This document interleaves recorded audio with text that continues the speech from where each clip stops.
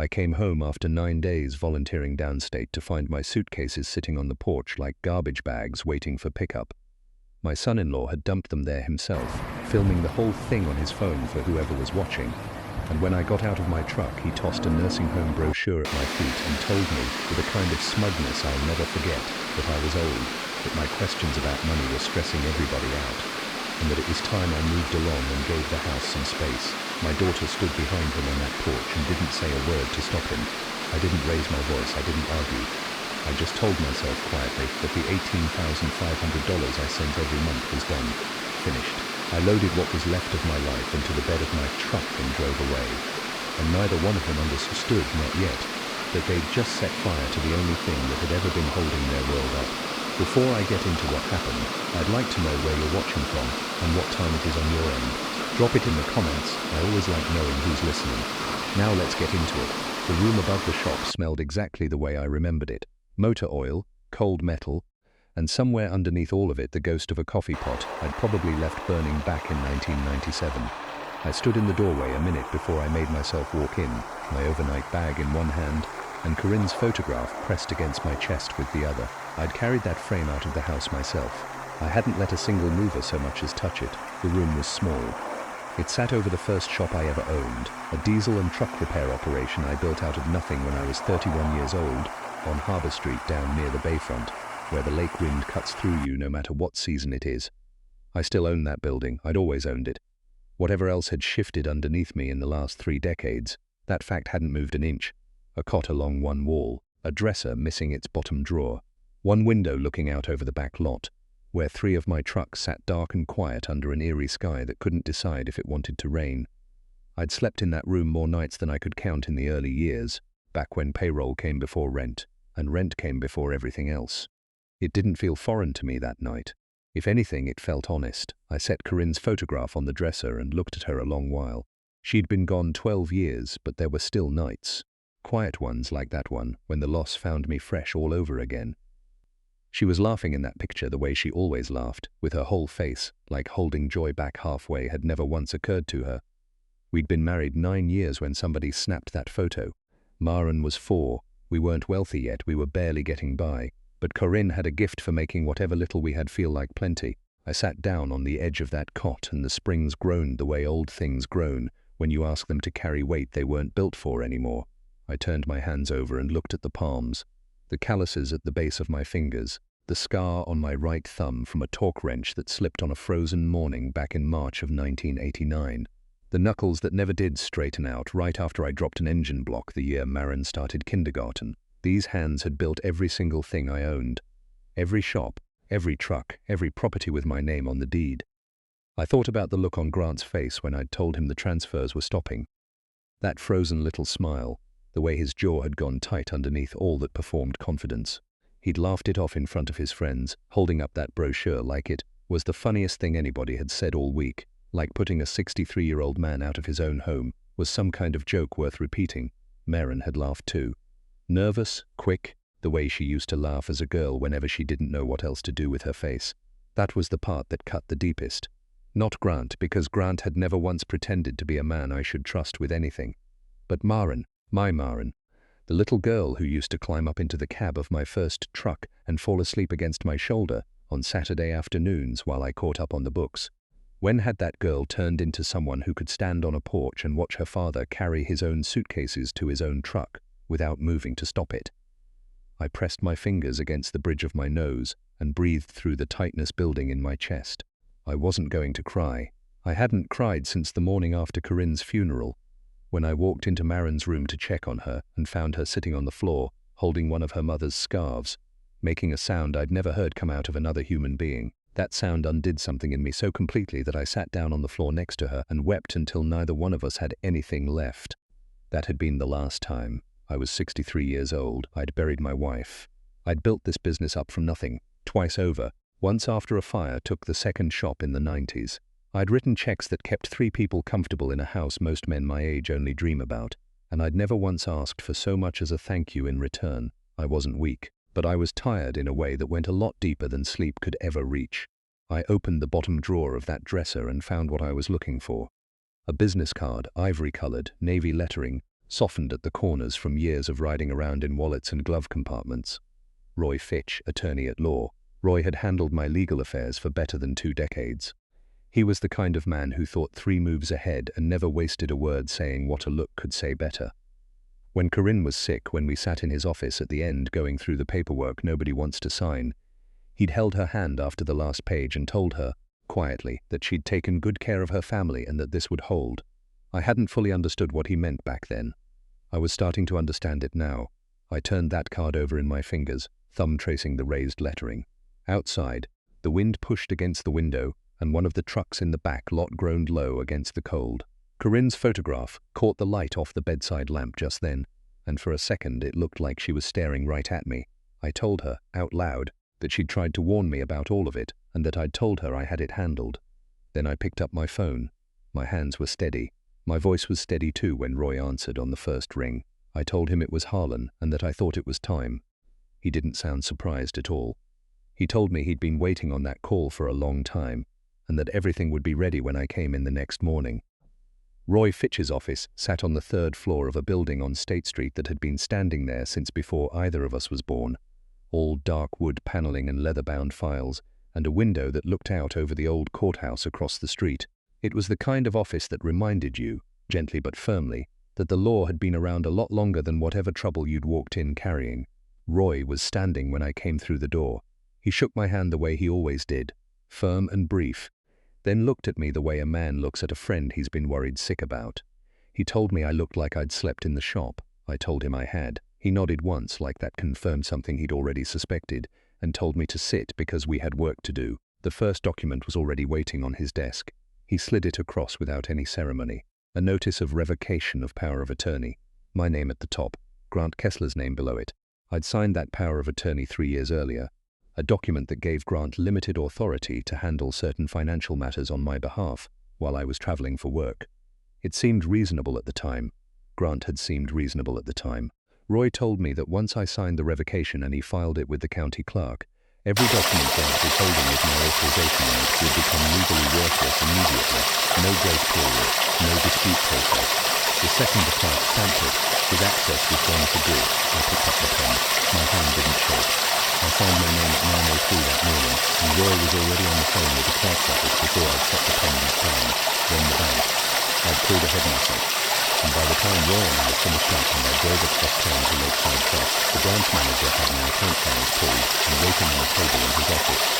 I asked for 20 months of statements, every account, every card, every recurring transfer. The stack the teller brought out was thicker than I'd expected. I sat there going through it page by page. Most of it looked the way I always expected it to look. The monthly transfers I'd set up for household expenses, the utility payments, the insurance premiums. Then I found the credit card, a supplemental account I'd authorized 3 years back, when Grant pitched it to me as practical, one account, one set of household expenses, easier to track. I'd agreed without giving it much thought. After Corinne passed, I'd handed the day-to-day household finances off to Nathan Cole because I couldn't stomach thinking about grocery bills and utility payments on top of everything else. That decision, I understood now, had cost me a great deal more than I'd realized. The billing statements had been routed to a separate email address, not mine. I stared at that for a long moment before I called Nathan. Nathan had managed my household accounts for 7 years. Meticulous, quiet, the kind of man who color-coded his spreadsheets and never missed a decimal. I could hear the hesitation in his voice before I'd even finished my first sentence. I asked him, level as I could manage, to tell me about the billing address on that supplemental file. The silence that followed lasted a good 4 seconds. I could hear him breathing on the other end, deciding whether there was any version of the truth that didn't end badly for him. There wasn't. He finally told me he owed me an apology, that about 3 years back Grant had come to him saying, I wanted to simplify the reporting, reduce the number of statements landing in my personal inbox, and that Grant had asked him to redirect the card statements to a separate address, telling him I'd already signed off on it. Nathan said he should have called to confirm it with me directly. He said he was sorry, truly sorry. I asked him how much. Another pause, the sound of him typing.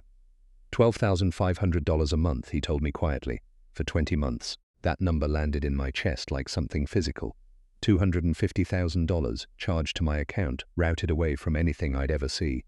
Spent on restaurant tables I never sat at, golf outings I never took, a whole lifestyle built entirely on a foundation that belonged to me.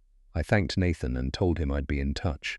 Then I called the fraud department at the bank and told them I needed a supplemental card closed, effective immediately. 40 minutes later, somewhere across town, Grant Kessler's card got declined at a restaurant I'd never once been invited to. I know because the fraud representative called to confirm the closure had processed, and I could hear the satisfaction in her voice when she told me the card had been deactivated and no further charges would go through. Grant had eaten well for 20 months on my dime. His next meal was going to cost him something else entirely. I'd known Eunice Bartlett for 22 years. She'd moved into the house across the street the same summer Marin learned to ride a bicycle, and from that first week on she'd been the kind of neighbor who noticed everything, whose car sat in whose driveway, which delivery trucks came and went, what time the porch lights clicked off at night. Corinne had adored her. I'd always found her habit of noticing things mildly alarming and deeply reassuring in about equal measure. She called me one morning while I had my second cup of coffee in the shop office, and I could tell from her voice she had something to report and was still deciding how to lead into it. I told her she never overstepped and to just tell me what she'd seen. She told me the security company had come by that morning, 2 vehicles, sat out front 20 minutes, then packed their equipment up and left, and that all 4 of the cameras on the corners of the house were gone. I'd cancelled that monitoring contract the same afternoon I closed the credit card. The service was in my name, billed to my account. When the billing stopped, so did the service. That's simply how contracts work. She also told me the garden crew had come by around noon. 3 men who rang the bell a solid 5 minutes before Grant finally answered, and that whatever got said in that driveway afterward, the crew left with their equipment, looking like they had no intention of coming back. I told her he'd thought it was his. She asked me to repeat myself, and I told her it was nothing, that I appreciated the call. Before we hung up, her voice softened, and underneath the neighborly efficiency there was something genuinely tender in it. She told me she'd watched me build that whole life, watched Corinne working in that garden every spring for 15 years. Whatever was going on across the street, she wanted me to know that some people on that block knew exactly who I was. My throat tightened in a way I hadn't expected, and I had to press my lips together hard before I trusted my own voice to answer her. An hour later my phone rang again, and the name on the screen did something complicated to my chest. Delia Ransom, who'd cleaned and managed that household for 9 years, who'd known Marin since she was 19, who in all that time had never once called me for anything besides asking where I kept the replacement filters. Her voice was thick, like she'd been crying or was close to it. She said she needed to make sure I was all right. I told her I was, and I meant it more than she probably believed. She told me she didn't think she'd be going back, that she'd called the house that morning about her schedule, and Grant had answered, and he hadn't been kind. She'd worked in a lot of homes over the years. She knew the difference between a hard week and something else entirely. I told her firmly that she didn't owe that house anything, to send me her hours for the month, and that I'd see she got paid in full, every cent. She started crying then, quietly, with the particular relief of someone who'd been holding herself together through something difficult, and had finally been given permission to let go. Not long after that, Roy called. His voice carried the careful neutrality of a man delivering information he'd already confirmed twice before he picked up the phone. His investigator had finished the financial background that afternoon. Grant Kessler owed $1.2 million, sports betting debts and a string of fraudulent investment positions, and the people he owed it to were not the patient kind. I closed my eyes. $1.2 million, and a house he believed was worth $2.6 million on the current market. He hadn't pushed me out because he wanted space. He'd needed to sell that property fast, before the men he owed came looking for him, and I'd been the only obstacle standing between him and the money that would keep him safe. I told Roy, quietly, that we were going to make sure that obstacle held. He came into the office at 10 that morning, Roy told me later, walking in with the kind of confidence that comes from a man who's already convinced himself he's holding every card. Charcoal blazer, the watch I'd given him as a wedding gift. He'd set the power of attorney document on Roy's desk like he was laying down a winning hand, and he'd actually smiled doing it, saying he wanted the transfer paperwork started that same day if at all possible. Roy told me he let him finish talking before he opened the left drawer of his desk and set the notice of revocation down in front of him. He told him the document he'd brought in had been revoked the previous Monday at 9:03 in the morning, filed with the county clerk that same hour, and that as of that filing, every authorization bearing Grant's name and my signature carried no more legal weight than a grocery list. Roy said his face ran through about 4 different expressions in the space of 2 seconds, and that his hands weren't entirely steady when he reached for the paper to read it himself. Then Grant tried a different approach, telling Roy the house belonged to his wife's inheritance, that it had always been my intention for Maren to have it outright. Roy showed him the trust. The Voss family trust had existed for 13 years. Corinne had insisted on it during the final months of her illness, and I'd agreed because it made sense to both of us. When you spend decades building a business and accumulating property, you structure things carefully, to avoid probate, to protect your privacy, to make sure what you built goes exactly where you intended. We'd moved the house into that trust years before Corinne got sick. It wasn't some secret maneuver. It was simply good planning. The kind Grant had never once bothered to ask about in 4 years of living under that roof. Roy explained to him, in plain, unhurried language, that a power of attorney grants authority over a person's individual assets and has no jurisdiction whatsoever over assets held by an independent legal entity. Grant told him that was impossible, that he'd lived in that house 4 years. Roy told him residency and ownership were 2 entirely separate legal concepts, and that the county property records would confirm everything he'd just said within about 45 seconds of searching. He searched right there at Roy's desk, watching his own phone. Then Roy showed him the 3rd document. Corinne's conditions, written in her own hand, in language so plain that Roy had told her at the time it barely needed a lawyer's help to draft. The property and assets held in the Voss family trust were passed to Maren only upon demonstration of financial responsibility, professional stability, and, in her exact words, a relationship of genuine respect and care toward her father. She'd defined what a violation of that condition looked like with the same quiet precision she brought to everything else in her life. What Grant and Maren had done on that porch met every definition Corinne had written down. Grant called it outrageous, told Roy no court would ever enforce something so vague. Roy told him the conditions were neither vague nor untested, and that he was welcome to find an attorney who believed otherwise. Then he wished him a good morning. Before he left, Grant told Roy I'd regret this. I told Roy he could say whatever he needed to say. When I asked what he thought Grant might do next, Roy told me a man with that much debt and that few remaining options wasn't finished yet, and that I should be ready for something we weren't expecting. I told him I'd been ready for longer than Grant could possibly know. Before I go any further, I need to know you're still with me, because Grant had just lost every legal move he thought he had, and a man with nothing left to lose is the most dangerous kind there is. Drop a number in the comments if you're still here, because what happened next, I didn't see coming either. A quick note, some details in these stories are shaped for reflection and storytelling. If that's not what you came here for, this is a fine place to step away.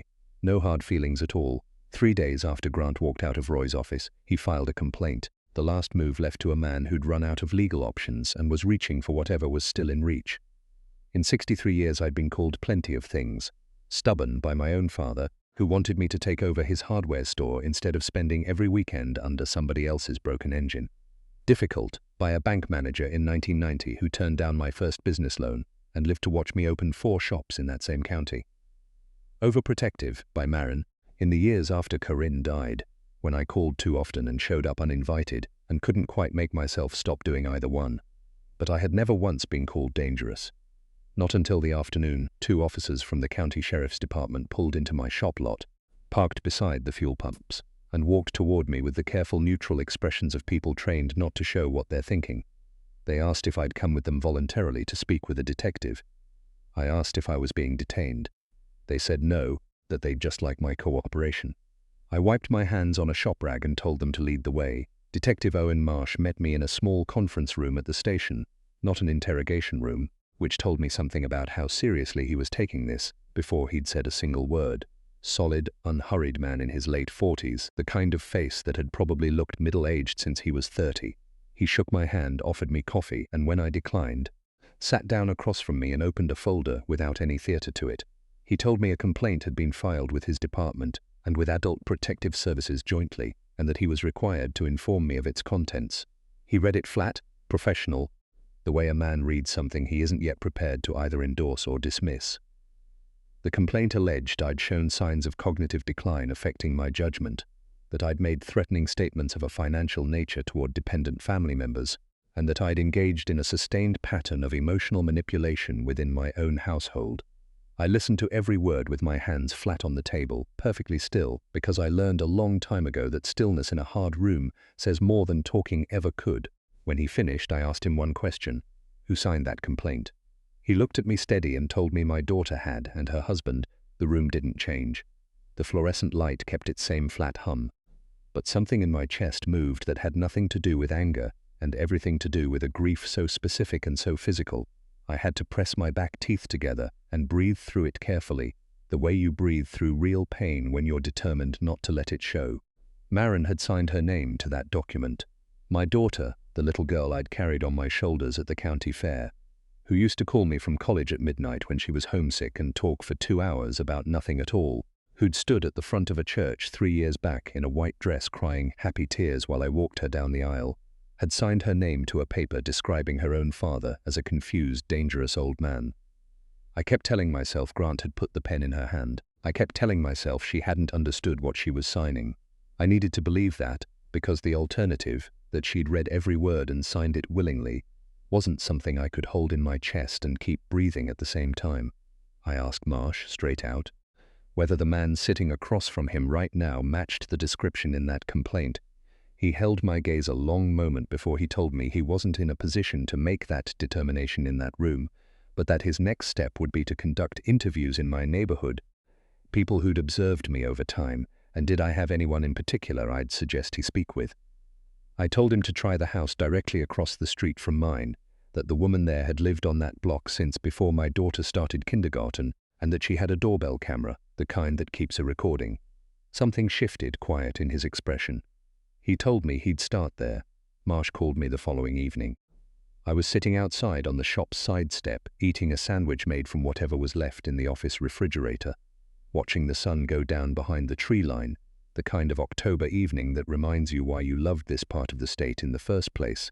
The air sharp and clean, the light going gold and then amber and then something almost red before it gave up entirely. Corinne used to call that the grateful hour, the hour when the day apologizes for whatever it put you through. I answered on the first ring. He told me he'd spent the afternoon in my neighborhood and wanted to walk me through what he found. He said he'd knocked on 6 doors, 5 of them answered, and every single one said more or less the same thing about me. Good man, hard worker, never any trouble, watched out for the street. Then he'd crossed to the house directly across from mine. Eunice hadn't wanted to get involved at first, he told me straight. She'd opened the door cautious. The way people do when they've learned neighborhood disputes have a habit of outlasting whoever starts them. And she told him politely but firmly that it wasn't her place to speak on other people's family matters. Then he told her exactly what I'd been accused of. She went very still, looked at him for a long moment, deciding something. Her whole face changed and she stepped back and told him he'd better come inside. I stared out at the tree line without really seeing it. Eunice had lived across from my family 22 years. She'd been there this summer. Corinne planted the maple tree in the front yard. She'd brought soup across the street every week during the 8 months of Corinne's treatment, leaving it on the porch without knocking, because she understood that some days Corinne didn't have the energy for a conversation and didn't want to have to explain that to anybody. She'd stood at her own front door the morning of Corinne's funeral and cried openly without a shred of embarrassment, the way people cry when they've genuinely loved someone. She knew exactly who I was, and she'd decided, standing in her own entryway, that she wasn't going to let a lie go unanswered. She'd pulled up the footage herself, Marsh told me, said she knew right where it was, that she'd already watched it twice because she couldn't stop thinking about it. Her doorbell camera had a clear line of sight straight across the street. The recording from the afternoon Grant changed the locks showed everything. Grant carrying boxes to the porch with sharp, aggressive movements, his face flushed and tight, with the particular look of a man performing control for an audience. My luggage thrown rather than set down.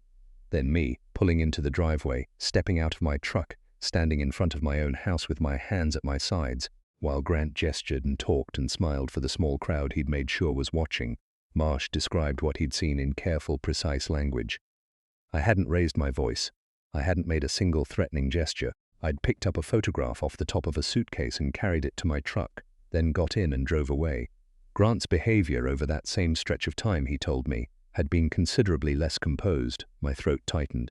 I'd carried Corinne's photograph to that truck because I couldn't stand the thought of it sitting on that porch like something discarded. That was the whole of it. I hadn't been thinking about cameras or evidence, only about getting that frame somewhere safe. The complaint had been dismissed, Marsh told me, formally as of that afternoon. He'd also filed a preliminary report documenting a potential violation for filing a false report to law enforcement, a misdemeanor at minimum, depending on how the investigation developed, possibly more. Then he told me one more thing. When he'd run Grant's full background, he'd found a previous case out of Cleveland, Ohio, 6 years back. Different last name, he'd been going by Kane at the time. The details were similar enough that he'd already reached out to the department that handled it. The woman involved had withdrawn her complaint before it went to trial, but the record was there. He told me Grant had done this before, to somebody else's family. The cold had worked its way through my jacket by then, and I barely felt it. I thanked him for doing this right. He told me that was simply the job. Before I tell you what happened next, I have to warn you.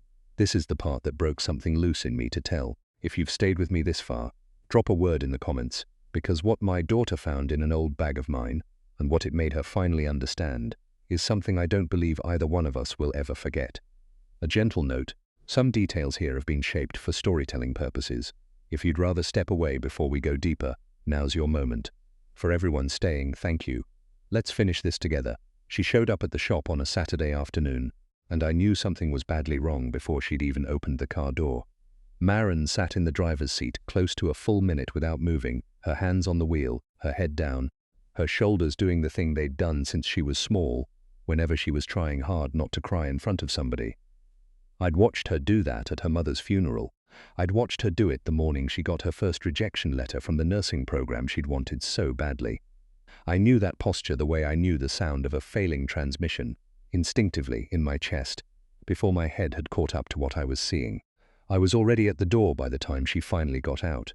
She was carrying a small bag in one hand and my old leather satchel in the other, the one I'd left behind in the house years before, the one I'd used for paperwork back before I could afford a proper briefcase.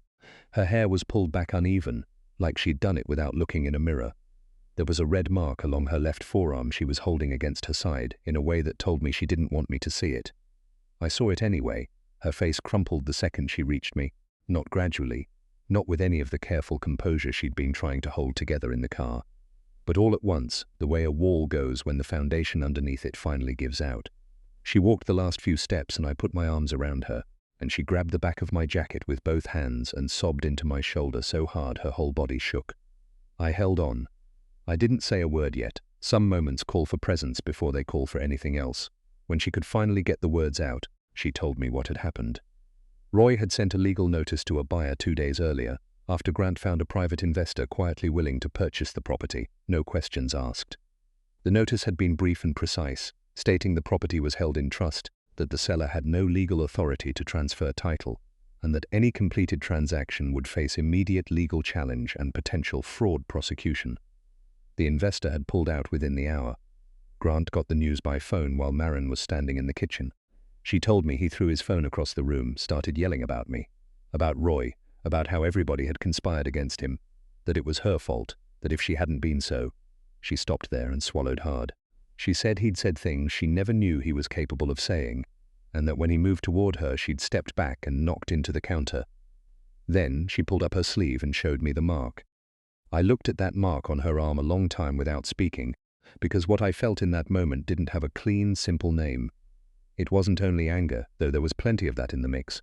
It was something older, something more fundamental, the specific, searing failure of a father who'd spent 30 years trying to build a world where his daughter would never once have to be afraid inside her own home, looking straight at proof that he hadn't fully managed it. She told me she'd grabbed his keys, looked around for something to take with her, and the only thing she could think of was my old bag, so she'd taken it and left.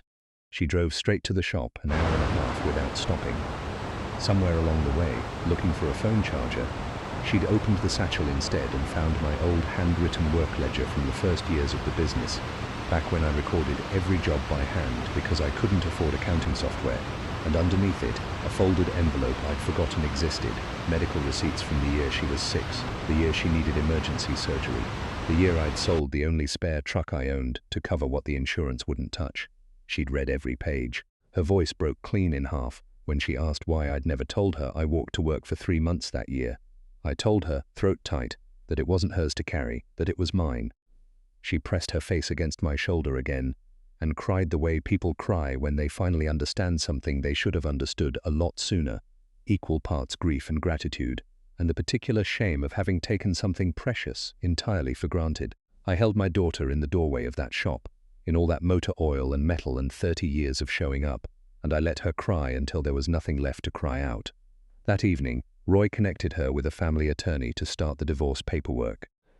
Roy called me late one night the following week. I was still in the shop office, which had turned into something of a habit those 2 weeks, the overhead light on, a cold cup of coffee at my elbow, the county map on the wall staring back at me with all its pins.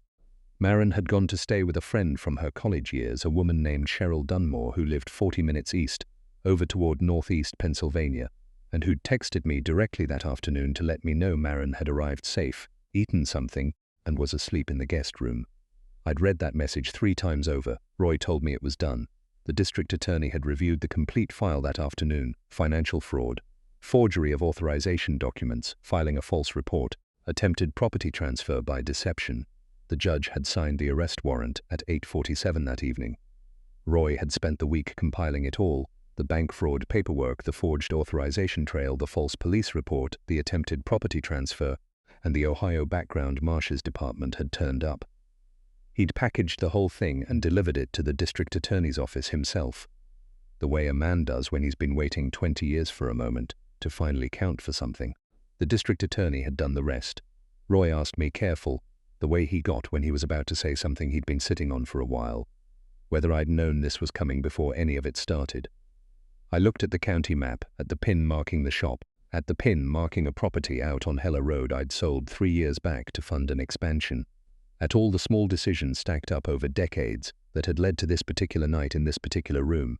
I told him about Pete Grierson, an old contact from my commercial real estate days, a man I hadn't spoken to in 18 months, who'd called me about 6 weeks before I left for the volunteer trip. Pete had seen Grant's name circulating on a bad debt list, the kind that moves through certain financial circles when a man defaults on obligations to people who don't bother with collection agencies. He'd called me as a courtesy. Thought I should know. So the trip wasn't accidental, Roy said. I told him I'd needed time. Needed Grant to believe I was simply gone, not preparing, not watching, just gone. Because a man who thinks he's being observed behaves entirely differently than a man who believes he isn't. I told him I hadn't set anything in motion that wouldn't have happened on its own. I'd simply made sure I wasn't standing in its way. He told me that was one way to describe stepping aside and letting a man walk straight into his own consequences. I told him that was exactly right. He said, not quite a laugh but close to one, that Corinne would have done the very same thing. That landed somewhere deep and quiet in my chest, and I didn't answer right away. Outside the shop window the lot sat empty and dark, the asphalt still wet from an earlier rain, the security light throwing a pale yellow circle on the ground that reminded me, for no reason I could easily name, of the hallway lamp Corinne used to leave burning at night so Maren wouldn't be afraid of the dark. Some habits of protection get so old they turn into instinct. I asked how long before they'd move on the warrant.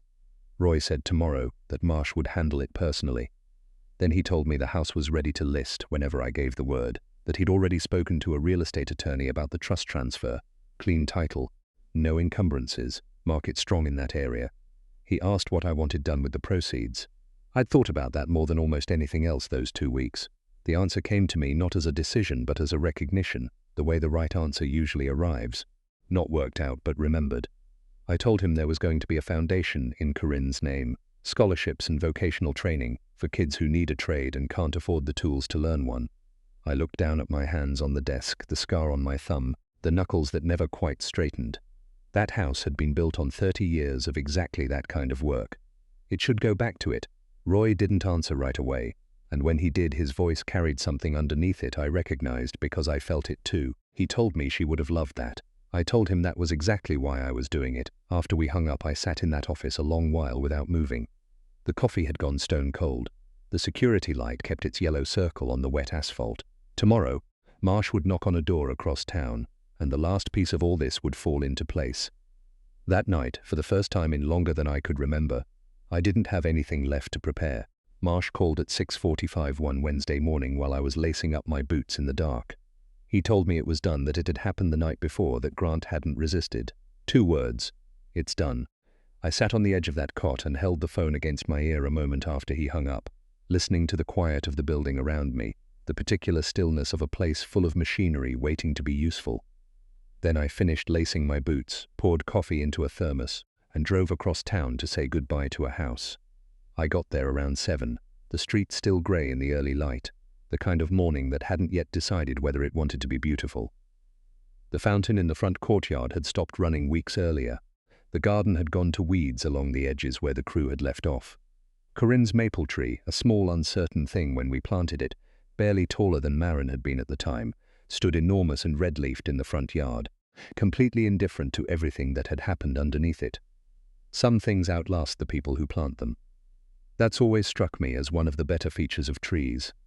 I let myself in through the side gate, never rekeyed because Grant hadn't thought to bother, and walked through the house slowly, room by room, the way you walk through a place when you're trying to remember it accurately, instead of sentimentally.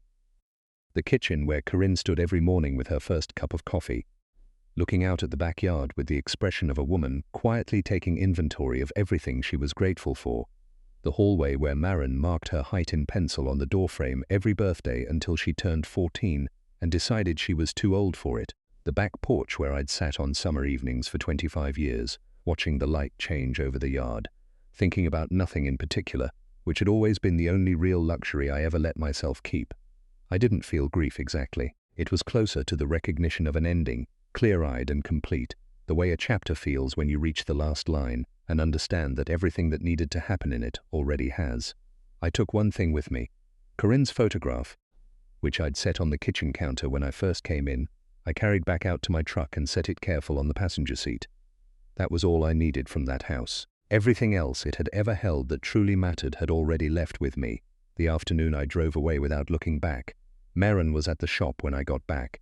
She'd been coming in every morning that week, quiet without being asked, making coffee, answering the office phone, sitting at the small desk in the corner working through the accounts receivable files, with the focused, slightly overwhelmed look of someone learning a language she hadn't known existed a month before. I hadn't given her the business. I'd given her the responsibility of learning it. There's a real difference between the two, and she was starting to understand that difference from the inside out. That afternoon she was cleaning the workbench near the bay door, the one my mechanics used for the smaller jobs. 30 years of grease and oil worked into its grain no matter how many times somebody wiped it down. She was going at it careful and methodical with a rag and some degreaser, and at some point she pressed too hard on a fitting that hadn't come fully clean, and a dark line of grease transferred right across the back of her hand. She stopped and held it up, looking at it with a short, surprised recoil. The look of someone who'd spent most of her life in places where things were supposed to stay clean. I crossed the bay and stood beside her. She laughed a short, uncertain laugh and said she'd made a mess of it. I looked at that grease across her knuckles, so much like marks I'd carried on my own hands for 40 years, and something in my chest pulled tight and then let go all at once, like a knot finally coming undone. I put both my hands over hers and told her that grease was the only thing in that whole room that belonged entirely to her. She'd put it there. She'd earned it. No document, no lawyer, no person on this earth could ever take that away from her. I looked up at her face. Her eyes were bright and wet, and she was pressing her lips together hard, the same way her mother used to when she was trying not to cry in front of people. I asked her if she understood what I was telling her. She nodded, and then she stopped fighting it and let the tears come, turned her hand over under mine, and held on. We stood there in that bay a good while, the smell of oil and metal and decades of honest work all around us, the afternoon light coming through the high windows in long, quiet strips across the floor. It was, I thought, exactly the right place for the two of us to be. I never set out to be a revenge dad. I set out to be a father, the kind who shows up before sunrise, sacrifices without complaint, and trusts that love by itself is enough. For too long, I believed that was true. I was wrong. If I've learned anything from a season like this one, it's that family justice doesn't just arrive on its own. You have to build it, document by document, year by year, long before the day you actually need it. My own belief, for whatever it's worth, is that too many good people stay quiet too long. They give everything and protect nothing. Every story like mine starts in the exact same place. A father who loved without any limits and waited too long to draw a line. That's where family justice begins. The moment you decide your dignity is worth defending, don't wait until everything around you is already broken. Speak up while the people you love can still hear you say it. Because this was never about punishment. It was about showing the people I love what actually matters. before the lesson costs more than any of us could afford to pay. And if you're a father out there protecting what you built, tonight, you're not a revenge dad.